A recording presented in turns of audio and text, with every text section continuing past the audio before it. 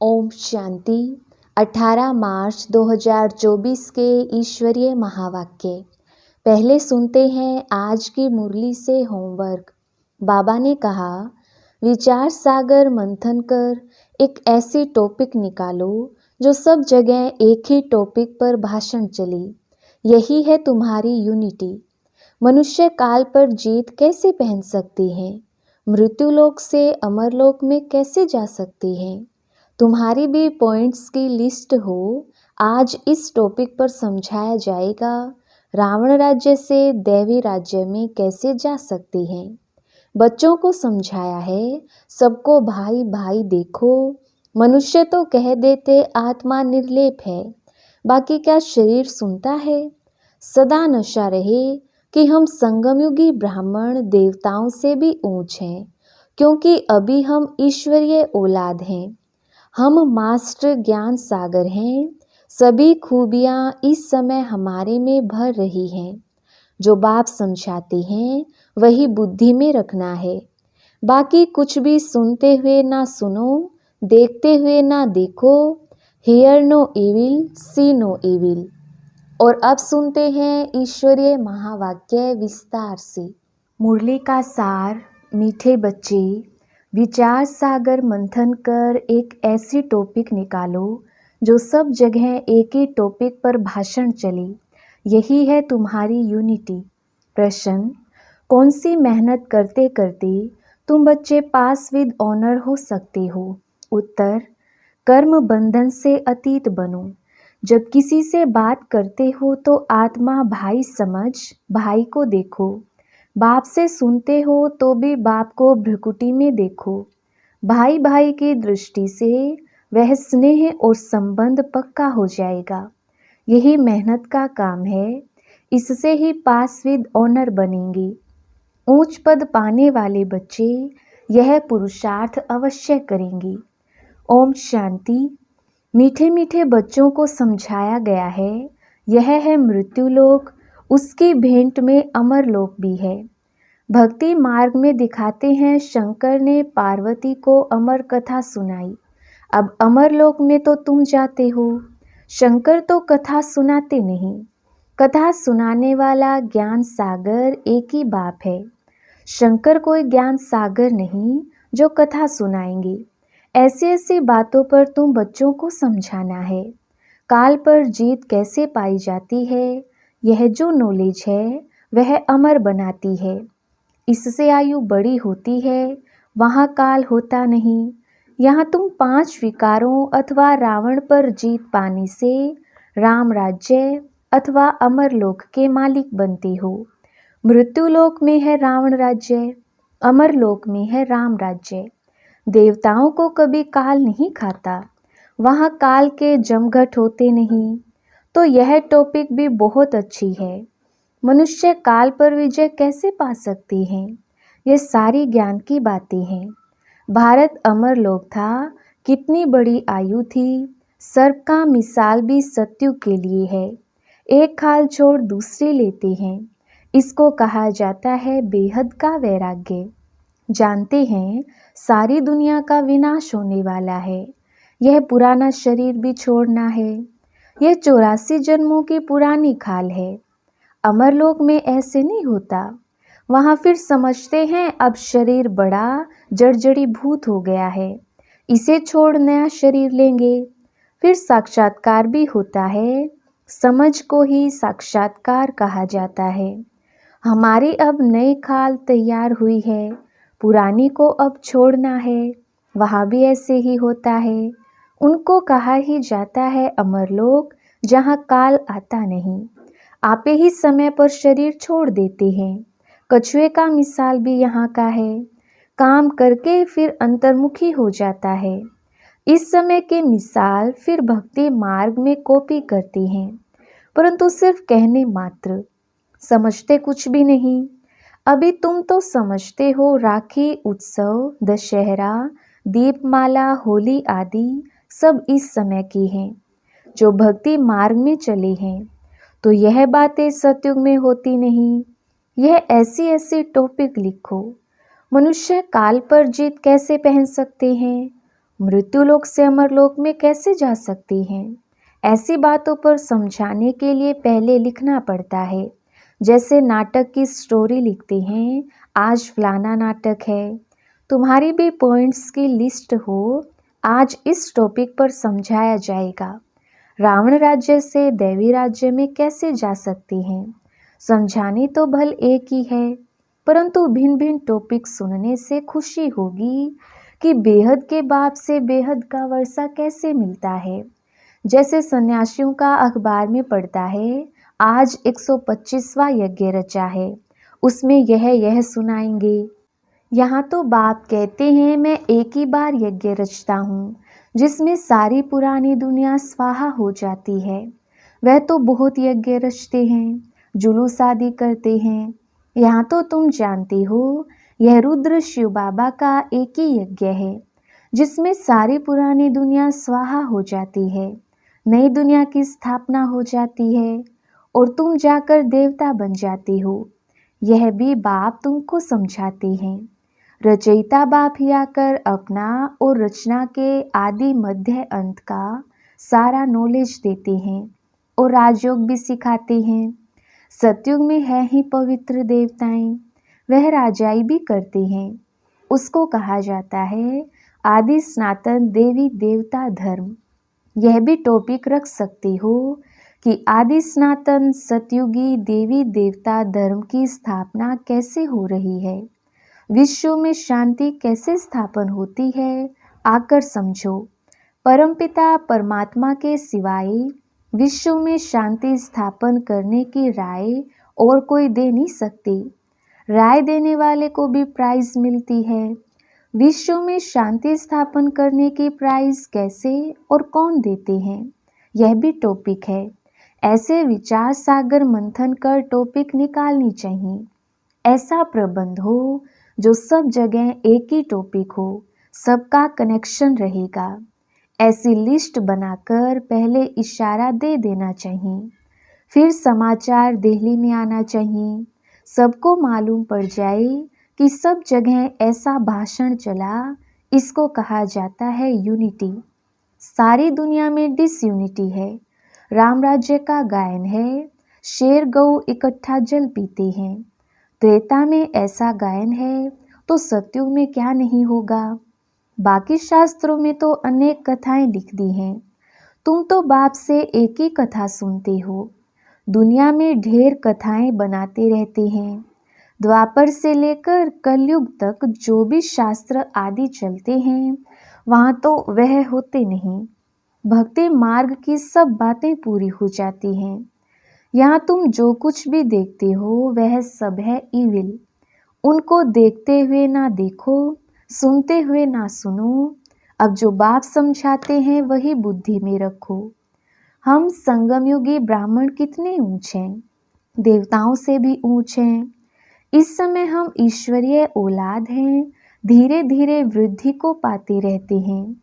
इतनी सहज बात भी किसकी बुद्धि में नहीं आती है। हम ईश्वरीय संतान हैं तो जरूर स्वर्ग के मालिक होने चाहिए, क्योंकि वह बाप स्वर्ग की स्थापना करते हैं। करोड़ों वर्ष कह देने कारण कोई बात याद नहीं रहती है। बाप आकर याद दिलाते हैं। यह तो 5000 वर्ष की बात है।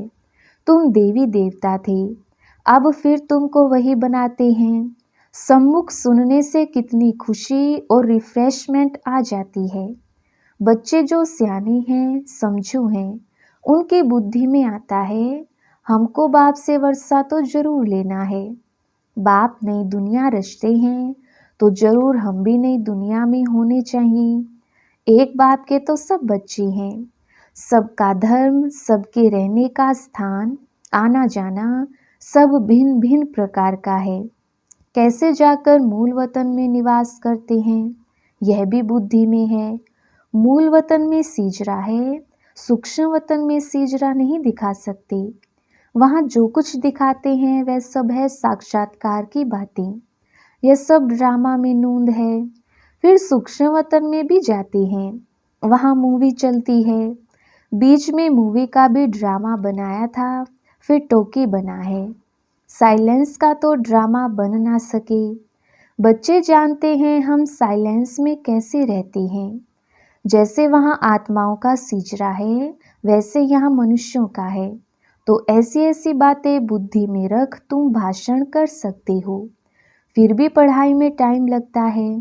करके यह भी समझ जाएं, परंतु याद की यात्रा कहाँ, जिससे धारणा और खुशी हो। अभी तुम यथार्थ रीति योग सीख रहे हो। बच्चों को समझाया है, सबको भाई भाई देखो। आत्मा का तखत तो यह है, इसलिए भागीरथ बाबा का सिंहासन भी मशहूर है। जब किसी को समझाते हो तो भी ऐसे समझो, हम भाइयों को समझाते हैं। यही दृष्टि रहे, इसमें ही भारी मेहनत है। मेहनत से ही ऊंच पद मिलता है। बाप भी ऐसे देखेंगे, बाप की नज़र भी भ्रुकुटी के बीच में जाएगी। आत्मा तो छोटी बिंदी है, सुनती भी वही है। तुम बाप को भी भ्रुकुटी के बीच में देखेंगे। बाबा भी यहाँ है, तो भाई ब्रह्मा की आत्मा भी यहाँ है। ऐसे बुद्धि में रहने से तुम भी जैसे ज्ञान सागर के बच्चे ज्ञान सागर बन जाते हो। तुम्हारे लिए तो बहुत सहज है। गृहस्थ व्यवहार में रहने वालों के लिए यह अवस्था जरा मुश्किल है। सुनकर घर चले जाते हैं। वहाँ का वातावरण ही और है, यहाँ सहज है। बाबा युक्ति बहुत सहज बताते हैं। अपने को आत्मा समझो, बाप को याद करो। यह भी भाई है। इस दृष्टि से कर्म बंधन से अतीत हो जाएंगे। शरीर भी भूल जाता है, सिर्फ बाप ही याद रहता है। इसमें मेहनत करते रहेंगे, तब पास विद ऑनर होंगे। ऐसी अवस्था में बिरला ही कोई रहता है। विश्व का मालिक भी वही बनते हैं। 8 रत्नों की माला है ना, तो पुरुषार्थ करना है। ऊंच पद पाने वाले कैसे भी करके पुरुषार्थ जरूर करते होंगे। इसमें दूसरे कुछ भी बातें निकलती नहीं हैं। भाई भाई की दृष्टि, स्नेह और संबंध हो जाता है। दृष्टि वह जम जाती है। इसलिए बाप कहते हैं, तुमको बहुत गुह्य गुह्य बातें सुनाता हूँ। इसमें अभ्यास करना मेहनत का काम है। यहाँ भी बैठे हो तो अपने को आत्मा समझो। आत्मा ही सुनती है। सुनने वाली आत्मा को तुम देखते हो। मनुष्य तो कह देते आत्मा निर्लेप है, बाकी का शरीर सुनता है। यह तो रोंग है। बाप तुमको गुह्ये गुह्ये बातें सुनाते हैं। मेहनत तो बच्चों को करनी है। जो कल्प पहले बने थे वह मेहनत जरूर करेंगे। अपना अनुभव भी सुनाएंगे। ऐसे हम सुनता सुनाता हूँ, टेव पड़ गई है। आत्मा को ही सुनाते हैं मन मना भव। फिर वह उनको कहते हैं मन मना भव, अर्थात बाप को याद करो। यह गुप्त मेहनत है। जैसे पढ़ाई भी एकांत में झाड़ के नीचे जाकर पढ़ते हैं, वह है स्थूल बात। यह तो प्रैक्टिस करने की बात है। दिन प्रतिदिन तुम्हारी यह प्रैक्टिस बढ़ती जाएगी। तुम नई नई बातें सुनते हो ना, जो तुम अभी सुनते हो वह फिर नए नए आकर सुनेंगे। कोई कहते हैं हम देरी से आए हैं। अरे तुम तो और ही फर्स्ट क्लास गुह्ये गुह्ये बातें सुनते हो, जो पुरुषार्थ करने से ही ऊंच पद मिलता है। और ही अच्छा, माया तो पिछाड़ी तक छोड़ती नहीं है। माया की लड़ाई चलती रहेगी जब तक तुम जीत पहनो। फिर अनायास ही तुम चले जाएंगे। जो जितना याद करेंगे समझेंगे, हम जाते हैं बाबा के पास, शरीर छोड़ देते हैं। बाबा ने देखा है, ऐसे ब्रह्म में लीन होने का लक्ष्य रखने वाले जब शरीर छोड़ते हैं तो सन्नाटा हो जाता है। बाकी मोक्ष तो कोई पता नहीं है, ना वापिस ही जाते हैं। नाटक में तो सब एक्टर्स चाहिए ना, अंत में सब आ जाते हैं। जब एक भी नहीं रहेगा तब वापिस जाएंगे। जो भी मनुष्य मात्र हैं सब चले जाएंगे, बाकी थोड़े बचेंगे। वह कहेंगे सबको सी ऑफ किया। इस समय सत्युग की स्थापना हो रही है।